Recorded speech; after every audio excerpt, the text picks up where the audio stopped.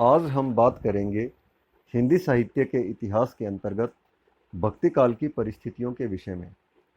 हिंदी साहित्य के संदर्भ में भक्ति काल से तात्पर्य उस काल से है जिसमें मुख्यतः भागवत धर्म के प्रचार प्रसार के फलस्वरूप भक्ति आंदोलन का सूत्रपात हुआ तथा अपनी लोकोन्मुखी प्रवृत्ति के कारण यह भक्ति आंदोलन धीरे धीरे संपूर्ण राष्ट्र में फैल गया तथा लोक प्रचलित भाषाएं इस भक्ति भावना की अभिव्यक्ति का माध्यम बनती गईं और कालांतर में भक्ति विषयक विपुल साहित्य की बाढ़ सी आ गई। यह वैष्णव धर्म तक ही सीमित रहने वाली भक्ति नहीं थी, बल्कि शैव शाक्त आदि धर्मों के अतिरिक्त बौद्ध और जैन संप्रदाय तक इस भक्ति के प्रवाह से प्रभावित हुए बिना न रह सके। अब हम बात करते हैं भक्ति काल की परिस्थितियों के विषय में। सबसे पहले हम बात करेंगे भक्ति काल की राजनीतिक स्थिति के बारे में। भक्ति काल की समय सीमा सन 1318 से लेकर सन 1643 तक मानी जाती है।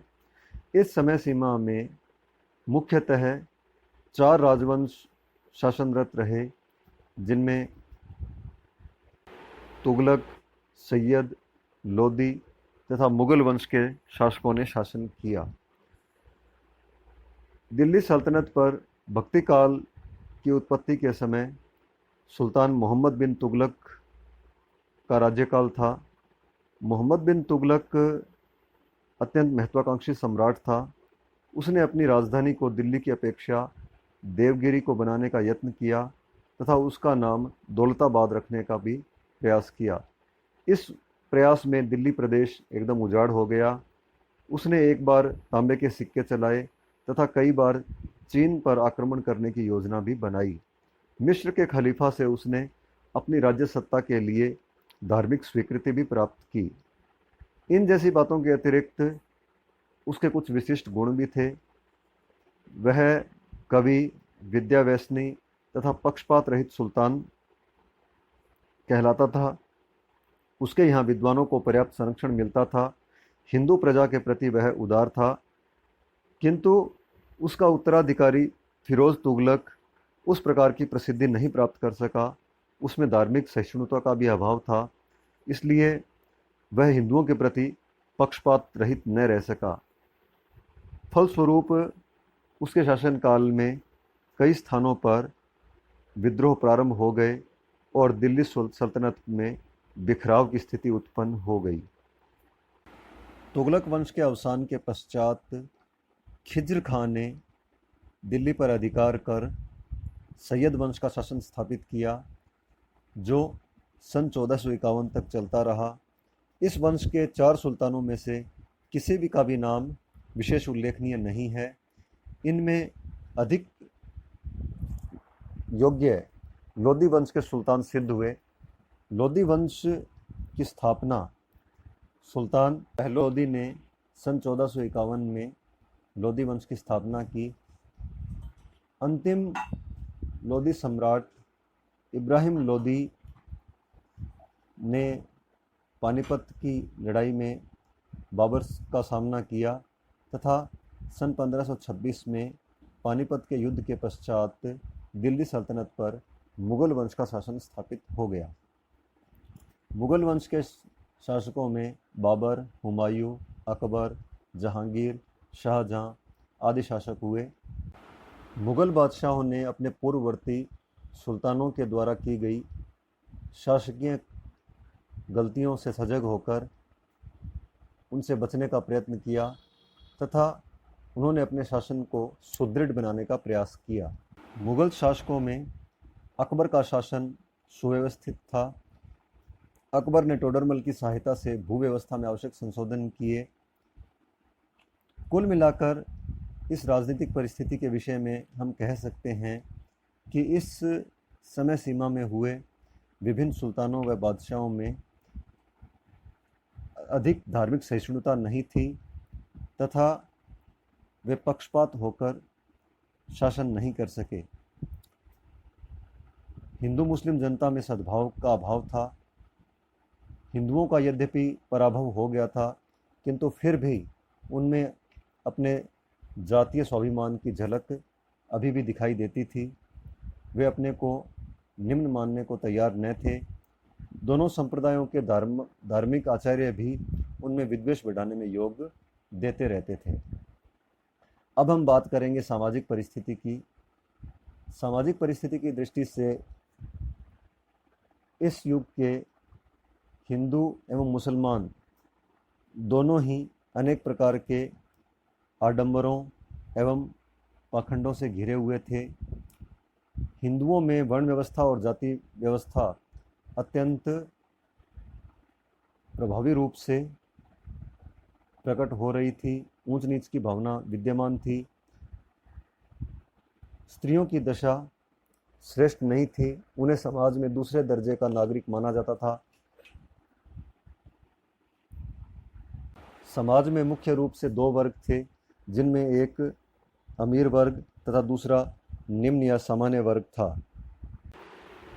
समाज के इन दो वर्गों में से प्रथम वर्ग में राजा, महाराजा, सुल्तान, अमीर, सामंत और सेठ साहूकार आते थे, जिनमें मनमाने ढंग से अपने वैभव प्रदर्शन की प्रवृत्ति पाई जाती थी।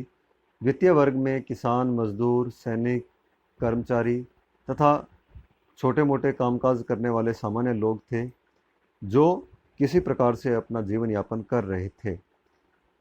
समाज में दास प्रथा विद्यमान थी। स्त्रियों तथा दासों का क्रय विक्रय होता था। इस समय समाज में आडंबर और पाखंड का बोलबाला था। समाज में धर्म का संरक्षण करने की जिम्मेदारी जिन पर थी, वे भी अपने पथ से भटक रहे थे तथा सामान्य जनता के सामने किंग कर्तव्य विमूढ़ता की स्थिति विद्यमान थी। अब हम बात करते हैं भक्ति काल की धार्मिक परिस्थिति के बारे में। भक्ति काल से पूर्व ही, जैसा कि हमें विदित है, बौद्ध धर्म विकृत होकर हीनयान तथा महायान इस प्रकार से दो शाखाओं में बंट चुका था। इसी के आगे शाखा में वज्रयानी सिद्ध कहलाए।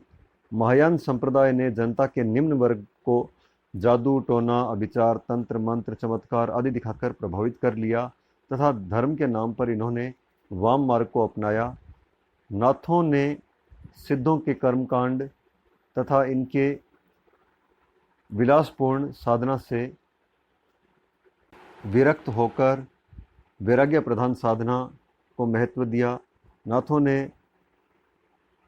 ईश्वर को घट घट व्यापी निराकार माना तथा ईश्वर के साथ ही गुरु को भी अत्यधिक महत्व दिया। भक्ति काल में प्रवर्तित संत मत को हम सिद्ध और नाथ साहित्य की ही अगली कड़ी के रूप में देख सकते हैं। संत मत पर अपने से पूर्ववर्ती सभी धाराओं का प्रभाव दिखाई देता है। भक्ति काल में धार्मिक दृष्टि से हिंदू एवं मुसलमान मुख्य रूप से दो धर्म को मानने वाले लोग थे। मुसलमान मूर्ति पूजा के विरोधी थे तथा वे एक ईश्वर में विश्वास रखते थे, किंतु वे भी हिंदुओं की भांति माला फेरते थे, हज यात्रा करते थे, मस्जिद में अजान देते थे, रोज़ा रखते थे। हिंदुओं और मुसलमानों में धर्म का बाह्य आडंबर तो था, किंतु आंतरिक शुद्धि का उनमें अभाव था। उत्तर भारत की तत्कालीन परिस्थितियां इस प्रकार से थी कि भक्ति का जो सोता दक्षिण भारत में प्रकट हुआ, उसके प्रचार प्रसार के लिए यहाँ परिस्थितियां अनुकूल थी। यहाँ के विभिन्न मत संप्रदायों के परस्पर वैमनस्य से सामान्य जनता अत्यंत पीड़ित थी तथा उसके सामने कोई मार्ग नहीं था। ऐसी स्थिति में भक्ति का मार्ग सामान्य जनता को अपनी ओर आकृष्ट करने में सफल हुआ तथा रामानंद जी ने इस भक्ति का द्वार सभी के लिए खोल दिया। मन और कर्म की शुद्धता को ही इसमें मुख्य माना गया तथा भक्ति भावना के लिए जाति को महत्व न देकर व्यक्ति के मन एवं श्रद्धा को ही प्रधान माना गया। इस समय सूफी धर्म का प्रचार भी एक बहुत बड़े क्षेत्र में हो रहा था। सूफी काव्यधारा मुख्यतः प्रेम मार्ग पर आधारित काव्यधारा है। इस धारा ने ही हिंदू मुस्लिम सांस्कृतिक समन्वय का आधार तैयार किया। सूफियों की प्रेम प्रधान भक्ति ने सभी को अपनी ओर आकृष्ट किया। भक्ति काल की परिस्थितियों की विवेचना के पश्चात हम कह सकते हैं कि भक्ति काल में अत्यंत श्रेष्ठ वातावरण नहीं था तथा समाज में एक प्रकार का संशय का वातावरण था तथा समाज अनेक प्रकार के वर्गों में बंटा हुआ था। भक्ति आंदोलन ने समाज को एक नई दिशा दी।